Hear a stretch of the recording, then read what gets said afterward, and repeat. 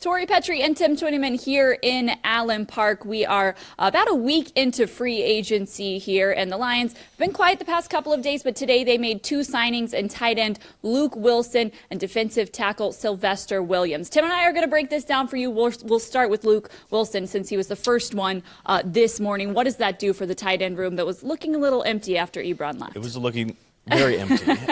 Just not so much empty, but just a lack of production. Obviously, Michael Robinson was the fourth-round pick last year.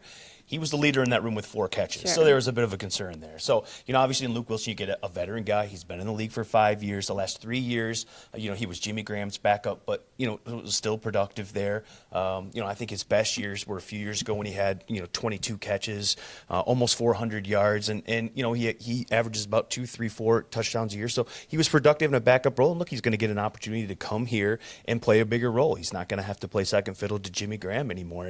And, he seemed excited about that on the conference call that you and I were on with him afterward. And look, he's 6'5", 250. At his pro day back in 2013, he was a high 4'4", low 4'5", 40 guy. So, look, he's got some athletic traits. He can get down the seam, and he's a big target for Matthew Stafford to throw to at a position in need. So good signing for the Lions. And he is from DeSalle, Ontario, just a little bit a ways away from here, the Windsor area, just across the Detroit River. So a fun little story, seeing pictures of him dressed up as Barry Sanders as a kid. He said he did it twice. And it was funny, too. He told a funny story, too, about his older brothers. He's got older twin brothers, and they were Packers fans. And he got a message from one of them last night after it kind of knew he was going to be signing today that they're going to now have to convert to Lions fans. So not only do the Lions get a position, a guy at a position in need, but they convert to Packers fans to Lions fans. So win-win. I think the Lions fans would always consider that a win. All right, let's flip to the defensive side of the ball and defensive tackle Sylvester Williams. He comes over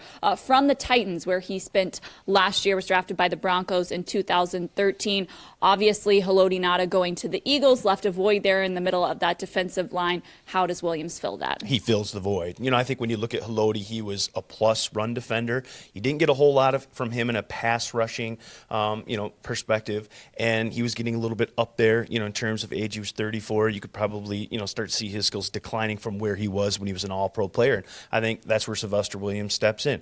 Like Haloti Ngata, he's a better run defender than he is, a pass rusher. That's really where he makes his money. So, look, at a position in need, you got a run stopper in there. Look, we saw what happened with this Detroit Lions run defense when they lost Haloti Ngata. I mean, they were averaging almost 130 yards a game, opponents were. And so, look, they needed a guy to be kind of a run-stopping oriented defensive tackle to pair with A'Shawn Robinson. That's exactly what they got in Sylvester Williams. It will be interesting to see what he does there with A'Shawn Robinson and Akeem Spence, who became a key player on that defensive line as the season went on last year. All right, since we haven't chatted with you since our live streams last week, we'll touch on one signing that happened over the weekend. Obviously, we've done a lot of breakdown on this already, but Legarrette Blount. A lot of people very excited about that signing at running back. What does that do for the Lions in improving their run game? Well, I think, especially in short yardage and goal line situations, that's really an area the Lions struggled last year. They were 7 of 14 in 3rd and 1 and 4th and 1 running situations last year. That was dead last in the NFL. And so, look, they needed a guy who could, give them a kick on those short yardage situations. Look, Legarrette Blount is a 250-pound train, and he isn't afraid to put his shoulder down and get a yard or two when needed to. And he's obviously going to be good in the goal line situations. But beyond that, too, look, he's a veteran guy.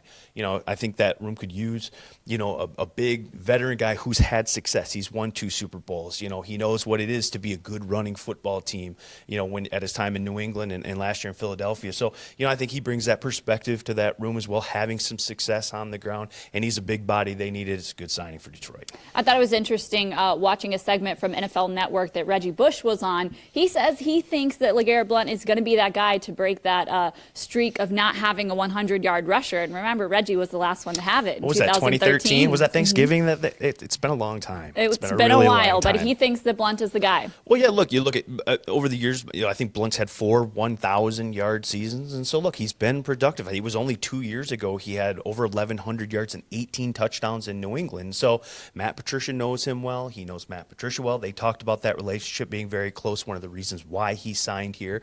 And so, Matt Patricia knows exactly what he's getting in Legarrette Blount, how to use use him. And look, last year he shared a backfield with J.J., so, he doesn't have a whole lot of, miles, tread on the wheels there because he split carries. He wasn't asked to do it all for Philadelphia last year, but was still productive with them, averaged 4.4 yards per carry last year. So, look, it was a good signing at a position of need, and that's what we're seeing with some of these moves. Today, tight end, position of need. You got a good veteran player.